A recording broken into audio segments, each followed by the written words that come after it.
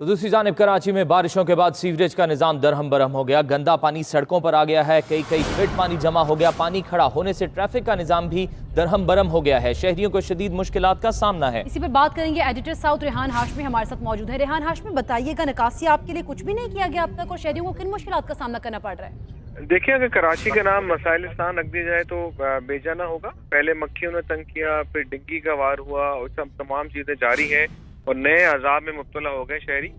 कराची का सबसे ज्यादा रेवेन्यू देने वाला कोरंग इंडस्ट्री एरिया और पूरा कराची देखा जाए तो वहाँ नाले उबल पड़े हैं, गंदा पानी सड़कों पर आ गया है। खवातीन, बच्चे, उनको मुश्किलात का सामना है।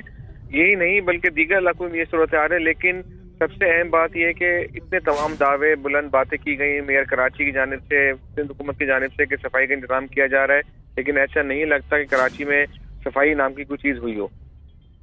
सही दावे किए जाते हैं लेकिन सफाई अमलन कोई नहीं की जाती। बहुत शुक्रिया रेहान हाशमी, आप हमें अपडेट कर रहे थे।